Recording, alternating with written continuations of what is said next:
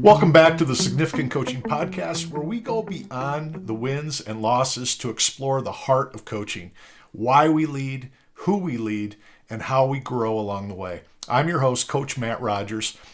Before we dive in, I want to encourage you to rate, review, and follow the podcast. Your support helps more coaches, athletes, and families discover these meaningful conversations. And if you haven't yet, visit CoachMattRogers.com. That's where you can grab a copy of Significant Recruiting, read our weekly blog, and schedule a one-on-one strategy session with me to talk through your recruiting journey, whether you're a coach, a parent, or a college-bound athlete. Now, today's guest is Wade Wilson, the legendary head softball coach at Texas Lutheran University. Entering his 14th season, Coach Wilson has built TLU into a Division III powerhouse, leading the Bulldogs to the 2019 NCAA National Championship and a 2021 National Runner-Up finish. With a career record of 455 wins to 92 losses and a conference mark of 246 wins and 20 losses, Wilson holds the highest winning percentage in NCAA Division III softball history and ranks third all-time across all NCAA divisions. But this conversation isn't just about the wins. Coach Wilson is a hard-nosed leader who pushes his players to be their best and holds himself to that same high standard. In one of the most powerful moments of the episode, he opens up about the emotional costs of that drive, his concern about how it affects relationships with his players, and his deep desire for each young woman to know just how much he cares about them. It's honest, it's vulnerable, and it's everything this podcast stands for. Let's get into it. Here's my conversation with Coach Wade Wilson. All right, Coach Wilson, I got to start with a hardcore question for you. Do you get Wade Wilson, the football player, or Wade Wilson, Deadpool? Which one do you get more often? Earlier, it was the quarterback. And I checked into a hotel in New Orleans one year and got cussed out. I'm like, yeah, that's not me. And lately, it's more Deadpool. And I had never seen the movie, and I had no idea what they were talking about. But it seems lately it's more Deadpool stuff, and I've still yet to see it. So I probably need to check that out. My last name is Rogers, so I've got Mr. Rogers in the neighborhood jokes my whole life. So I had to start with that. Coach, thank you so much for being on, especially in the heart of what you're about to do, start the playoffs, start the national tournament. I know you got so much going on with the conference tournament.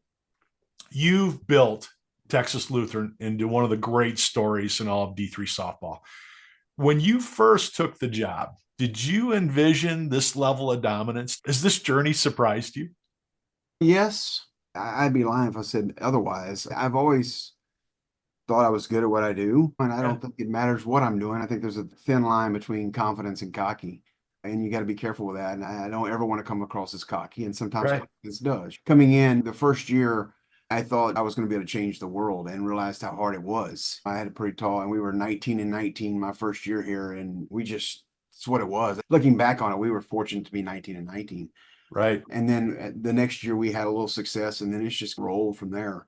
And I've talked with several coaches this year about that, man. I don't know that it's any easier now than it was back then because of the pressure that comes with it. And it's all the pressure that we've put on ourselves. Right. We've asked for this. It's not any easier. It's just different. Expectations are there. And we talk with our team all the time about expectations. Our opponents have expectations. Those programs have expectations as well.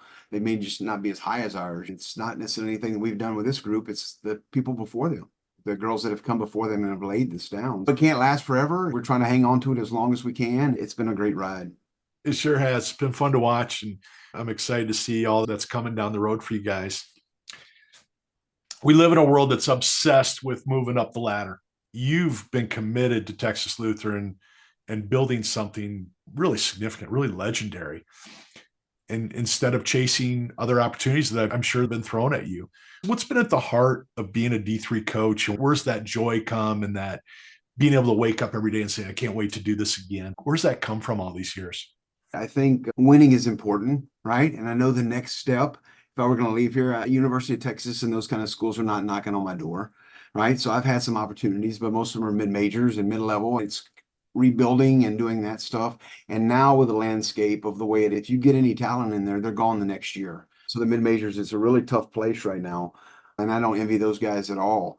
And then the older my kids got, the stability of being in the same spot has been huge. I've got triplets that are 19 and freshmen at TOU. That's great. And they've got to go their entire career. They've lived in Seguin and gone to Navarro and grew up in this environment. And I think if things were different here on the job part of it, that then maybe we would have looked. But I've been so happy here. Winning's a big part of it.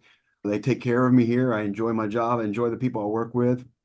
We're able to get really good student athletes in here, great kids. And when I was younger, I definitely wanted to see myself coaching against the greats. I just felt like I wanted that challenge. Yeah, yeah. I And feel that. I understand that. the longer it's been, and the more people I talk to, they're like, dude, you've got it figured out, because it's not all about that. The travel, even the D2 level, some of the friends that I have that are coaching at that level, the travel that they do is relentless. You're giving that up. And so I'm fortunate here that we've got a great president, a great board of regents, and my athletic director is awesome. I hope he sticks around as long as he does and gets me through my career, because I have fun coming to work every day. I feel like I'm respected and supported, and winning's important, and all that's good. Everything I'm looking for in a job is here. Why do I need to go anywhere else? I love hearing that, because very few coaches can speak to that level, from the president down, the support they have and the commitment to athletics. And I think it just starts with, there's so many academics that are running schools right now, or fundraisers. They really don't understand the impact that a really strong athletic department has on every other department on that campus. For sure, for sure. You've won championships at both the high school and college levels. How do you describe the difference to a young coach that's starting out? How do you build something really long term to really get it going? Is there some DNA that's involved in what a great program looks like and how you build it? I think there is. And I was fortunate enough to work under Brent Davis, a young football coach, and he gave me my first softball job. One of the deals, I know that we were up for a few jobs, and I say he was up for a few jobs, and we would have gone with him as a football staff. One of the things that he looked for is that he wanted his boss to be the superintendent as the athletic director, not the principal. And so as I started moving up, the things that I'm looking for is, when I came to TLU, several of the things I was looking for: one, a new facility. That was a good chance of that happening. Two, the people that were here had been here a long time, right? Yep. Whether they were having success or not, they were happy here. They weren't jumping ship. There was some camaraderie amongst the coaches. The athletic director played here, coached here, now is the athletic director. Winning was important. So I knew to be successful, you've got to have support, both monetary and support, that winning's important, right? It's easy to try to do the right thing and support everybody. If parents come in and have a problem, I know my athletic director's got my back. Granted, I'm right. And more times than not, coaches are. But all of the things I think that were important for me that I thought I needed to have behind me to be successful were here. Then the rest of it is just, you got to get the right kids in here. It doesn't matter how good you coach. If you don't have the right players and students and people in here, then it's going to be hard to be successful. So I think there's a lot of luck along the way. But I think, too, this is year 28, I think, for coaching softball. That's a lot of luck. So we're doing something right. I don't know what it is, but know that luck's a big part of it. But we've been awful lucky. Yeah, the king of that luck, isn't it, though? No doubt. And I know you do. Let's talk about a Texas Lutheran Bulldog. Let's talk about your players. Is there a DNA that you love in your players? Is there a common thread? Because I know you've got a diverse group of young women in your roster, but is there a common thread through what a Bulldog looks like for you? I think there is, and it's getting tougher to find, because I coach a little different, and it's more from the 70s, that era, old school. I don't have a filter. I use a lot of four-letter words, and in today's society, that's tough, and finding those kids. And so we have to recruit, and we recruit differently, and we talk about that. You've got to remember that it's not personal. I'm going to coach you hard, and if I changed right now, you would all see through it. I wouldn't be genuine. You'd like this. What's this dude doing? And so it's not always pretty. I'm very critical, and it's getting tougher to do, because kids now, it's instant gratification. They need to be told how great they are all the time, and that's just not me. Right or wrong, I'm not saying it's right for everybody, but it's worked for me. So I've got to go find those tough kids. One of the questions we ask in the interview during the recruiting process is, would you slap your mom for a W? It's got to be that important to you. I love it. And another thing we look for is, kids, do they share a bathroom growing up? You Yeah. know, that's teamwork right there because if you have your own bathroom growing up, you don't know what it's like to share anything. And bathroom is probably the best thing to have to share with somebody. You Yeah. learn schedules and figuring it out and all that other stuff. So there's not a right or wrong answer to any of those questions, but it just gives us a little insight in that. But biggest thing we're looking for is some hard-nosed kids because when times are tough, and especially this time of the year, times are tough and we need some grit. And I've questioned my team a lot on that this year. Are you tough enough to do what we're asking you to do? And if not, then we got the wrong group in here. With the portal now, it's so easy for kids to transfer. And we always leave it open. Hey, if you're not happy here, go somewhere else. And you can be happy a lot of places. It doesn't have to be just TOU. We're looking for a special kind of kid. And we haven't had anybody take us up on that for the most part. But it's getting tougher to find those kind of kids. I wanted to talk to you specifically, Coach, because I think we're a lot like the things I've read on you and listened to you. I wanted to get your perspective on that in this day and age and where this world of coaching has gone. And I think what it's hard to articulate to kids when you coach them hard is listen, you came here to win. You picked us to win. So when I'm pushing you to teach you how to win and how to prepare, it isn't personal. We practice is over. We can talk about everything. Yep. But that 2 hour, 2.5 hour window we got to get something done. Right. And I want you to get from where you think your potential is to way up here where I know it is. And we can tell kids that till they turn blue in the face or till we turn blue in the face. But is there something in a freshman or a sophomore when that kind of clicks, when they get it? It's tough as freshmen, and especially with the thing we see the most is when we have a JUCO kid come in here because we have to expedite that relationship. We've got 2 years to make it right. And a lot of times the trust and what I've been harping on our kids here late is that who I am between those lines is a totally different person than I am in this office or anywhere else in my life. Just out there, it's business and I am hardcore and you're going to get your feelings hurt. Off the field, that's where you need to develop the relationship. And my office is always open and I challenge them to come in because if you get to know me here, there's a relationship built, then that hour and a half, 2 hours that we're out on the field, you're going to understand where I'm coming from because you trust me. We have a relationship. If we don't have that, then it's tough and then it gets real old real quick. So we challenge our kids to spend some time with us off the field and to get to know us, to develop a relationship there because I don't think as coaches, I know for a fact that I can't be as effective as a coach. And I think I'm speaking for all coaches. If there's not trust there, once there's a relationship built there, then I can get away with whatever I say. And it's not always pretty. You understand that. We had that talk yesterday. I told him after the game when we played on Saturday is that it's real easy for you guys to get caught up. You are not a softball player. It's what you do. It's what you do. It's my livelihood. But for you, you're just a softball player. It's not who you are. It's what you do. So don't get the two confused. You're great kids, you're great human beings, and I trust any of you in my house, with my kids, with my pets. But on the field, it's a job. And for me, it's a job. We have to remind them of that often because it gets caught up in it. You'll hear our kids all the time. There's a compliment. You better put that in your back pocket. Hang on to it because you're going to need it at some point. That's right. Absolutely. It's easy to overlook that. And you have to remind them of that they're loved and cared about. Stuff. Whether they know it or not, you've given them such a great gift for the rest of their life on what it's going to be like to be an adult. And the rest of their life should be easy. It should be, the games should be easy. That's the plan. Your teams don't just win, Coach, they dominate. And I'm sure a lot of that has to do with how you recruit for pitching and things like that. But what role does pressure play in maintaining that excellence year after year? Or how do you develop kids that can handle that pressure? I think part of it, and we had this talk yesterday as well, is that it's because it's constant in our practice, right? There's not a day off out there, right? There's days where I'm probably a little more relaxed when it needs to be, like right the day before a game. I'm usually a lot more relaxed because I want them the pop. That's what we call it, because I want them a lot of energy and moving and not thinking and just relaxing and playing the game. But other days it's high intensity. So when they are in that situation, you hope that those practice moments pay off.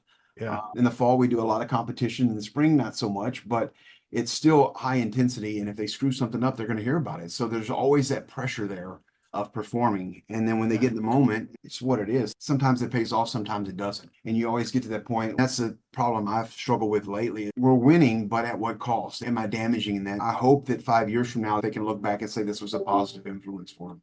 Right now, I think some of them would be on the fence, right? Because they don't realize the value of it.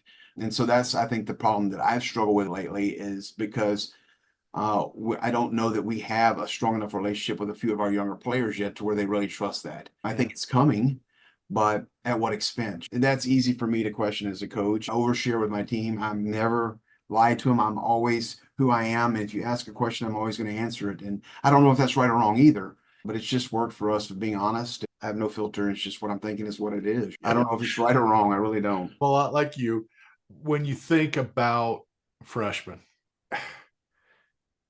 there's a movie in Draft Day where he talks about rookie quarterbacks. He hates rookie quarterbacks.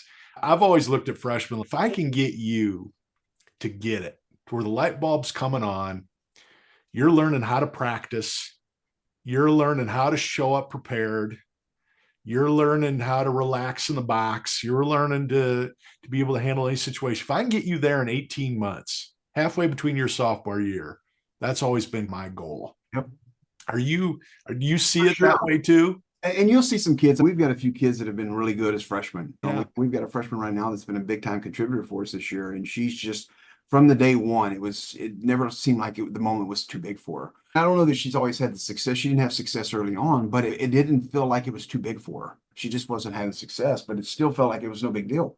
And so you're looking for those kind of moments. And then others, it takes a while. We've got a couple of juniors right now that are in the lineup that struggled as freshmen and sophomore and were more role players, and now they're finally seeing their time. And those stories are great too. You love to see that because the instruction that we're giving, the drills, the time, the investing, and all that is paying off for them. So that's always fun to see too. So I've got a lot of different stories like that. Love that. Love that. I was a college basketball coach. I love teaching kids how to play fast. I wanted to press. I wanted the other team to constantly be on their heels. Yep. TLU is synonymous with aggressive base running. How did that philosophy of pressure softball become such a core part of your identity? I can tell you the moment it happened, it was in 2003. I thought we had the best high school team in the country. We had two All-American pitchers. One ended up being an All-American at OU, and we won games 1-0, 2-1. And we gave up 11 runs that year. That's how dominant our pitching staff was. Wow. We got into a game where we were losing 1-0, and their pitcher was good as well. We couldn't string hits together. And so we got to second base with one out, and I tried to steal third. It was a foul ball. I tried to steal third. It was a foul ball. I tried to steal third. It was a foul ball. We tried to steal third. We got thrown out. And then after the game, the parents lined up. We lost the game. It was a 1-game series. We lost the game. Our season was over with. And the parents, and it was in Brenham, Texas, where it's baseball capital of Texas. Softball was big there too. And I was a first-year coach at Brenham, and they just played in the state tournament the year before. And so I decided right then that it was my fault because we didn't do that prior to that. We didn't have to. We were station to station. And so the next year, when we got to first base, we stole second. We got to second, we stole third. And by the halfway through the season, the fans, the parents, the kids expected that. Yeah. And so that's just the game we're going to play. And now when you get thrown out, it's no big deal. I mean, we got thrown out twice this past weekend because the dumb third base coach was a dummy, and that was me. But it's not the end of the world because we're going to play that aggressive style of. That's right. We've been doing that for 22 years now, and it's worked out well for us. And I love it. What it does is it hides some other flaws that you have as team. We don't have to be as good at hitters because we're going to run. All we got to do is get on base. And so now when you face elite pitching, it's not about, boy, you got to go up there and get a hit. You got to go up there and get on base. And there's a lot of ways to get to first base. That's right. You can't steal first base, unfortunately. If we could steal first base, we'd be really good. It does so much. You used the word trust earlier. I would imagine when you're giving these kids so much green lights and you're letting them run and letting them be aggressive, that's a great place to build trust, don't you think? It is, but with that comes some responsibility. Yeah. We had a pitch runner come in this past weekend, and we burned our first baseman. She was out, and she's gone on. I think she had 850 this weekend, but she had already been sub 4 once, so we took her out of the game and put a pinch runner in, and she leaves early. And I'm like, what are you doing? We just take the kid out. She's out of the lineup for the rest of the game. And this is what we get. She could have left first base early. You got to be a little better. You're put in a big situation. And now this kid and our first baseman thinking, I could have left base early if that's all we're going to do, because that's an immediate out. Yeah. And so whether she deserved that or not, I don't know. But I was frustrated, and back to I have no filter, and she needed to feel that as well. And we've had to do some damage control with that over the last 2 days, trying to get her back because we're going to need her in the playoffs. Yeah. It's just part of it. So there's some responsibility there. And if we get thrown out, it's usually not a good discussion when we get in the dugout because you messed up. You weren't fast enough. And that's not fair either. But it's how much of that next step is them learning that you love them even when you're hollering at them? It's tough, man. That's the part that's getting harder. And it's, you just have to remind them. And I think it helps that my top assistant played for me.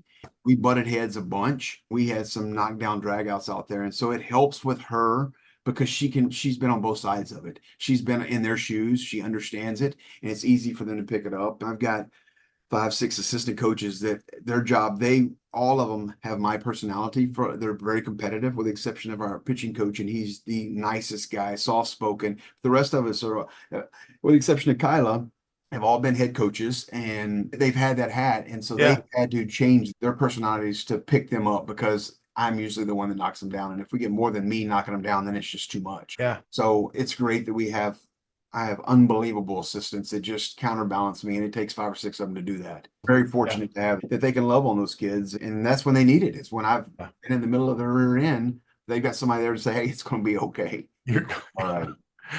You used the word luck earlier. I think that's where the luck comes in. When you have, because it's so hard to find ace and assistant coach at the D3 level, let alone 1, 2, 3, 4, 5 of them that love the game, love the kids as much as you do. I can't do it by myself. I've tried that before in years past, and it never works. You can't be good cop and bad cop. It just doesn't work. I've had some dog crap years, and I look back and it's because I didn't have an assistant coach, or I had a part-time assistant coach, or I had an assistant coach that wasn't there for the right reasons. No doubt. It's tough, man. It's really tough. You can't do this job by yourselves. And there's people in our conference that are having to do that, man. It really makes it tough. It does. Loyalty is a big thing for me. I don't know moving forward if I could ever hire somebody that didn't play for me, because I know that they know where I'm coming from. Yeah, because then they're learning you just like the kids. And now you're going, can I get them to trust me and buy into me and believe in me in under 18 months? It's a necessity. Yeah. And especially in the environment that we're in society, because if you ever get in a situation where there's a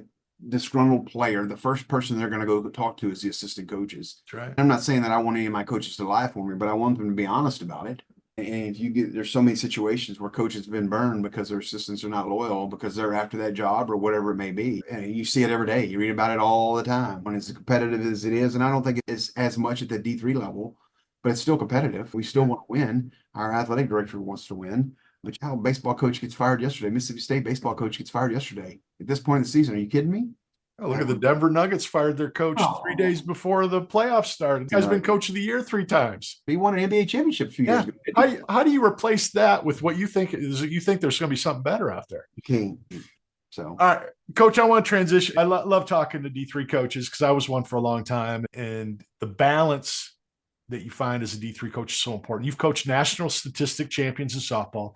You've coached national academic champions.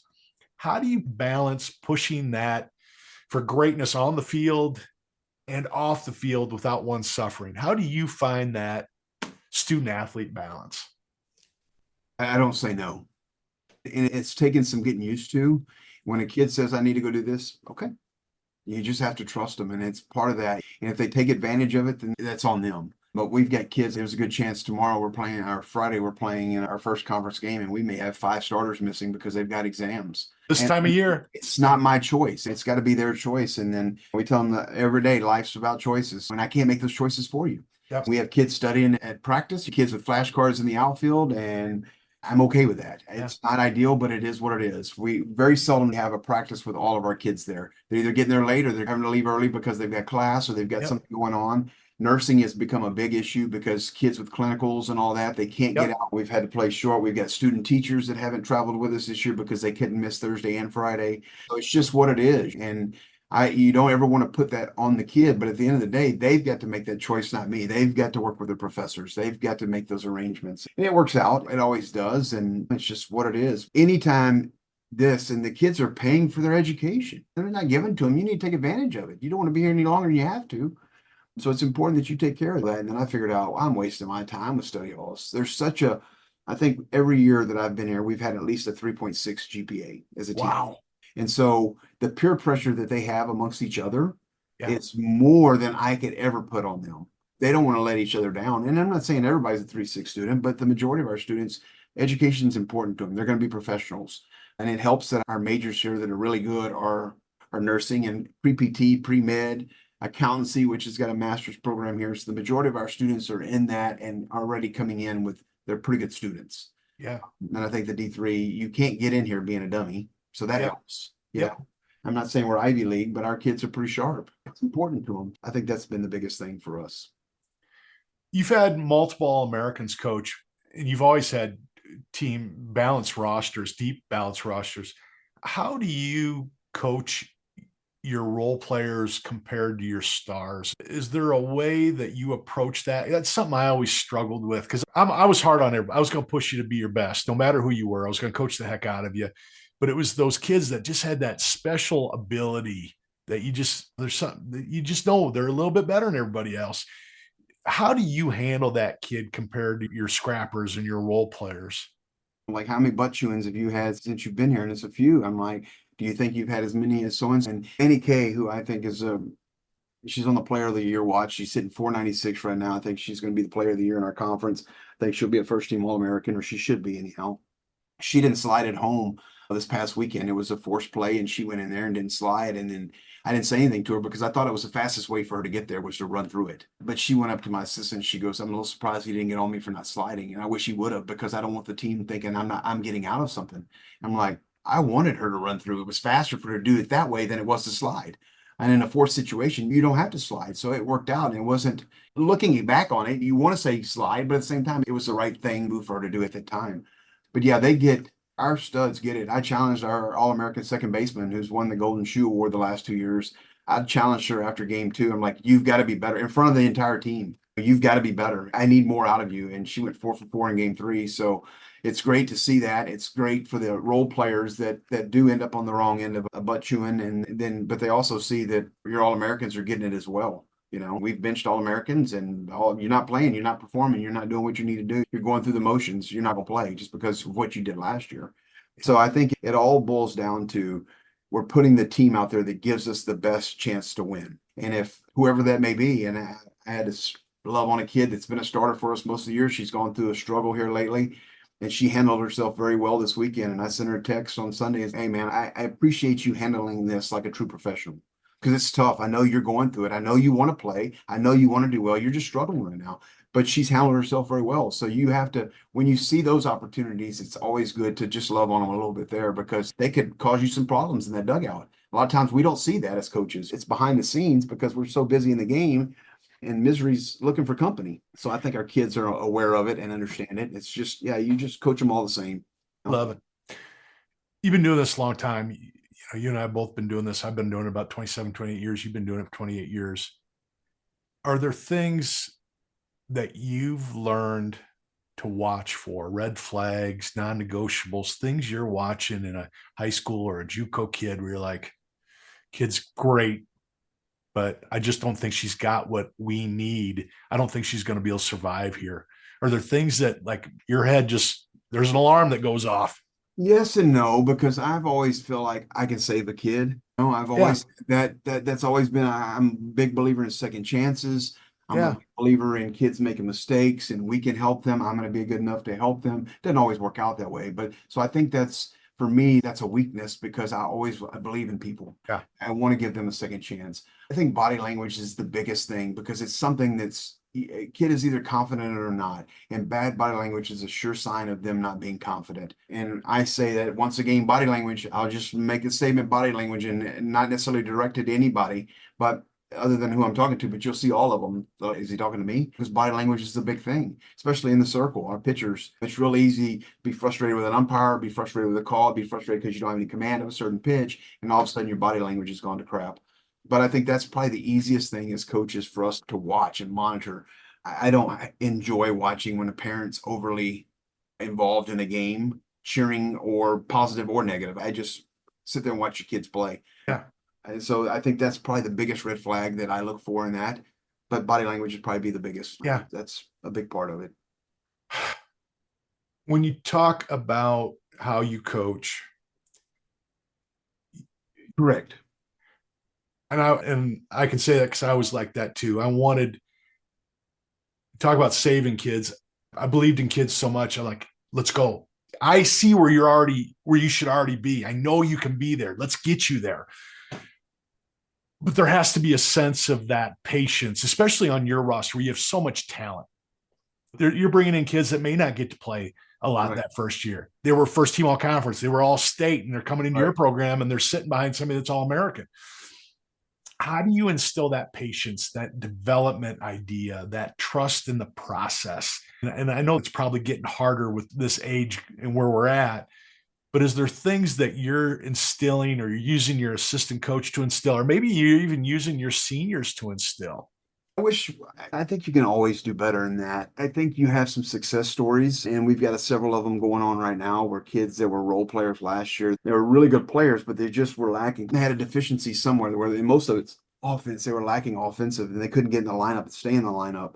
They'd play late in the game defensively because they were so good, and then you see them have some success, and then they work themselves into the lineup at the cost of somebody else now being out of the lineup. Kids that were hitting in the 3-4 hole, one of them's on the bench right now, the other one's down in the lineup. And so I think when you get to that, it's about being fair. But at the end of the day, it's my gut of this kid's going to help us win. Senior day I hate senior day because all the seniors feel like they're obligated to play. And it's not that way. We're trying to win a game. So if kids get in a game, it's not because I felt sorry for them. It's because they've earned it. So when you hold to that standard, that when they get there, it's, oh, I deserved it because he's not putting me in just because. He's not putting me in because I'm having a bad attitude. He's not putting me in because I'm a senior. He's not putting me in. He's putting me in because I've earned it. And so I think that at the end of the day, it goes a long way. I don't care what their parents do or if their grandparents are big contributors. I'm trying to win softball games. More times than not, it's hard to argue with that. It's really hard to argue with that when we're 37-1. If we were 20-20, then there's a lot of people in the peanut gallery saying I deserve to be playing, and they're probably right. But if you go 0 for 12, there's a good chance you're probably not going to be in the lineup. It's the way it is. Get figured out. We got to go with somebody that's getting the job done. So I've been very fortunate with not having a whole lot of that in my career, and I learned that early on. And we were 6-0 my first year of coaching softball, and we had a kid miss because she was showing an animal, and her replacement went like 7 for 8, and then she came back on Saturday, and I'm like, I'm not taking 7 for 8 out of the lineup. Yeah. It's what it is. And her parents met me after the game and wanted to talk, and I talked, and then finally I was like, listen, if you don't like it, go somewhere else. This is the way it is. And they're like, okay, I didn't have any more problems. My rest of my time in Senton, and word got around, he ain't messing around. You might not want to go talk to him because he's pretty much a dick. And so it carried over with me at Brenham, our parent meeting. I treated it the same. If you don't like the way I'm doing it, go somewhere else. He can play something else. There's other options. They can play soccer. They can do whatever, be in the band, Right. extracurricular. So I've been pretty fortunate there, but I think the biggest part of it is that winning cures a lot of that. It solves a lot of those problems. And kids are not going to speak up who are maybe feel like they're not getting the opportunity. It's hard for them to speak up when we're winning. Yeah. That makes sense to me. It's hard for anybody to understand that you're earning this opportunity. If somebody's a little better than you and can help us win a little bit more, they're going to get the opportunity, and you're going to cheer for them just like they were cheering for you. Absolutely. It's no different in the business world. If they can do your job better or cheaper, they're going to. And if they do take your job, that means tomorrow's an opportunity for you to get it back. That's right. Exactly right. All right. You brought up your record. I want to talk about March 14th. Was that the one game we lost? Yes. How important do you think that loss is in going into the national tournament? Because you've seen so many teams in every level, every sport that goes into the national tournament 30-0, 15-0, and they lose in the playoffs. Because I never want to be an O, ever. It's fun being undefeated, but I don't want that. How important is that game going into these next 3 weeks? We don't dwell on that much and we don't talk about it. I think it's a lesson learned, and this is the reason we've done that. I think the thing that makes, and we've talked about this, I've talked about with our coaches, talked about with our team. I don't think me being me, I tell them I'm not trying to sound egotistical when I talk to my coaches, when I talk to my team, but I don't think if I'm me, if I'm anybody else, that we're not 37-1 right now. Or whatever we are, 30. I guess we're 37-1. We're not 37-1 right now if I'm not me, because we've played down to our competition so much this year. That's what scares me as a coach. And we win 8-0 and still play pretty shitty. And that's the thing what we're fighting against as coaches, is that we don't want to do that. That's not what championship teams do. And so I think that we're trying to learn those lessons when we win, because that's how I am usually after losses. I'm a little more easygoing as far as, okay, this is what we did wrong. This is what we got to get better. It's not a time to kick them. I kick them more when we win. Like usually when we go to talk after a game, the first 3 or 4 things are, this is what we've got to get better at. This is what you screwed up. This is what we got to get better at. Proud of you. You competed well. You found a way to win. You didn't have your best stuff. All the things that we can build on. But at the same time, this is what we got to get better at. That we've had 2 games this year where I thought we've played well. The other Wow. games, we've played well enough to win, but we haven't played. We Yeah. played Trinity the last game. We had a rain out. We had to make that game up, and it was, I don't know when we played them. We played them in March 25th. Yeah. It's been that long since we've played well. And after the game, I'm like, that's what it looks like. That's what you're capable of. That's the standard we're after. That's what we're trying to get. And that was nothing but positive things. And then that's what it's supposed to look like. And so we don't dwell too much on it. I don't think we've talked about it since then. Yeah. Because it shows that we're beatable. You're at McMurray this weekend. You had a couple close games, 7-4, 9-7. Are those games where you have to battle a little bit and you have to finish when the other team's bats are hot? Maybe your pitching isn't as hot as they've been. Are those type of wins, can they be even more valuable than a loss? Absolutely. If you're able to coach through those. Right. I think if you just like, oh, great job, guys. We broke. You've got to get, why did we get in that situation? We got in that situation because we walked people, right? Amanda had a no-hitter going into the sixth. We're up 7-0. And if you blink, we walk a few batters, you make an error, it's 7-5, right? Just that quick. We were in total control of the game. All of a sudden it's 7-5. And then we had a 2-run home run in the top of the seventh to go up 9-5. But then they scored 2 more and got the tying run at second base. During the game, it's not fun, right? We're competing and I'm in the middle. After the game, boy, that's going to come in handy. That's going to come in handy down the road when we need that, because we need to be in those situations. We need to be challenged. We need to be in tough situations, because in the playoffs, I think this conference tournament this weekend is going to be a dogfight. I don't know that we come out of it unscathed. Yeah. It's tournament setting and everybody's after us, and throw in the weather now and the change of the schedule and all that stuff. It's not in our favor. Everything is going against us as the number 1 seed. We had it set up to where we play the winner of a game, but they have now had to make a pitching decision. Do they throw their number 1 in game 1, or they say they're number 1 against us? Now they're getting a day's rest. So we're going to they're going to throw their number 1 in game 1. They're going to throw the number 1 against us in game 2 the next day. That's not good. So we're going to have to be battle tested. And you hope that the toughness that we've crumbed down their throat, whether they liked it or not, pays off. It's too early to tell, but you hope it does. So it's tough. You just never know. And at the end of it, we may look back on them like, wow, we probably a little rough on this group. Maybe they need it, but I don't think I can do it any other way. I think if I have to start changing too much, then it's time for me to find something else to do. Coach, I hope you don't, because I love your authenticity. I love your passion. I love your conviction. For me, I want to have you back on in July, because I want to see who you are when you're not in the thick of it. Because my question for you is, what does Wade Wilson look like when he's not neck deep into the season? Do you relax? Are you? A lot. I have to. And I've gotten a big part of the reason that I've been able to continue to do this and why I love TLU. One, my family's happy. Yeah. Since COVID, I've played a lot of golf, and it's my way to just forget about everything. And my wife has been so awesome about it. God, dog. Yeah. It's been easy for now, not today, but and for me, it's been an escape, and it's needed. I think I'm a pretty tough guy. And after Saturday, I got home and I lost it. I'm just overwhelmed. It's just, you want to do well, you want to do right by kids. And it's just, you question what's too much, at what expense, is it worth that? And you hope that you're doing the right thing. And that's the talk we had yesterday with them, is that I think I'm doing right by you. I'm treating you no different than I treat my own kids. I genuinely love you. I genuinely love what I do, but is it worth it? That only time's going to tell. And that's what I told them yesterday, is that 5 years from now, if you're still calling me, then it was worth it. Yeah. And that's the true testament, is that there's a relationship outside of softball. Yeah. And I think this time of year, it just wears on you a little bit because of all the other stuff. We're trying to win. We're trying to do the right thing. And it's only the pressure.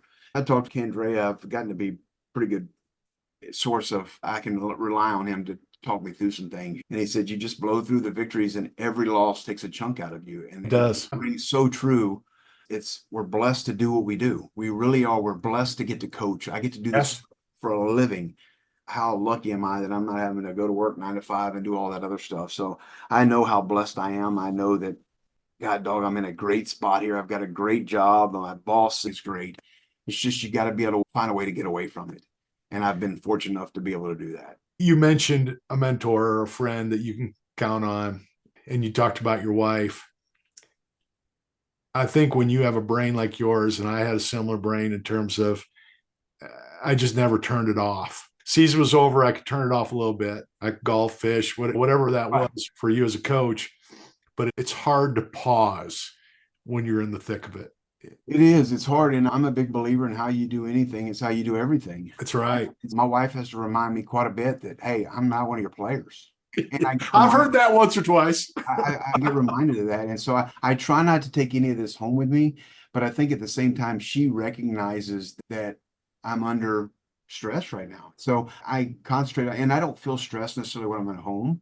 But last night I got home at 6 o'clock and I was on the phone till 10:30. Whether I was talking to recruits or other coaches or trying to figure out this stuff. And she's in bed. And I took time off to go kiss her goodnight and tuck her in and all that stuff. And so I got a text from her this morning, like, hey, I hope you have a great day. You're going to get through it. And so it definitely, she's been with me long enough and she recognizes it probably before I do. Yeah. To have that in my corner is definitely, oh, it's a blessing, man.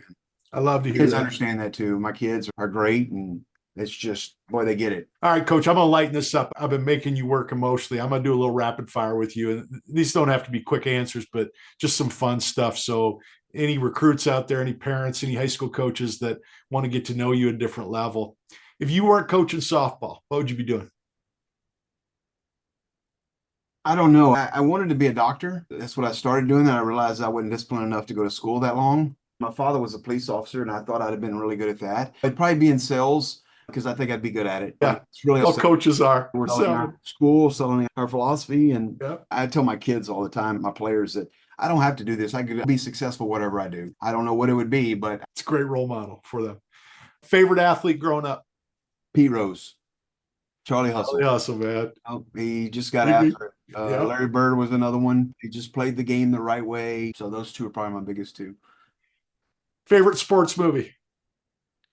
Ooh, We need a good softball movie, don't we? I Haven't don't made know. one of I don't know if those. it's Hoosiers is good. We watched Hoosiers on the way Yeah. up today, right after Gene Hackman died, and our kids, nobody on our team had ever seen Hoosiers. Really? Like, are you kidding me? Bull Durham's great, a little different kind, a little more Right. complicated as anything, but Hoosiers I think is pretty good. Have you watched A League of Your Own with the kids? Oh yeah, That's yeah. another one I love. It's funny that one of the ladies that was in there when I was at Sinton, she was a winter Texan right outside of Sinton. So she got to come and talk to our kids. Oh, wow. She was one of the characters in the movie. One of the original Peaches came. Wow. That's and great. all our kids had, she got to sign the movie jacket. It was one of the main characters, and I don't remember her name. My memory's terrible, but yeah, it was pretty cool. So yeah, that's another good movie. Our kids would, softball team really likes that one. That's cool. Is there a hidden gem in Seguin, Texas that every visitor should go see or eat out? Is there a hidden gem? No, there's so many hole in the wall taco shops here. Yeah. No, it's my go-to. They take care of you. It's small owned, young guy that owns it. I haven't eaten there in a while, but it's a great breakfast spot, and you wouldn't know it. It looks like a little house. Yeah, it's a good spot. That's good. I want you to do this for another 20 years if you've got it in you. But if there's one word or one legacy that you want people to mention when they hear Coach Wade Wilson in the end, what is it? Passion. Yeah, that's one I'd give you. And what is passion to you? Because it's different for all of us. It's different. Yeah. Different things. Music, really, I'm really influenced by music.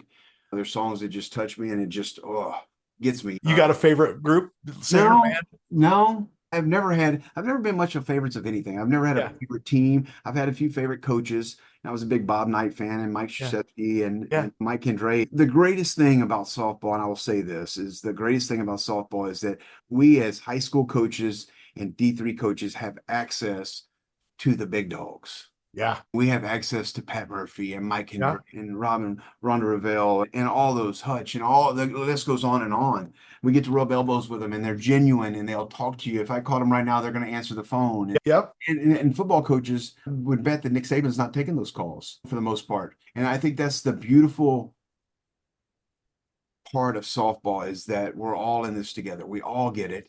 And I've never been big dogged. And Yep. I'm just a little D3 or a high school coach that's trying to make it. And they've Yep. always been awesome. And I think that's a huge part of our game. And the reason that we've seen so much growth here lately is because of that.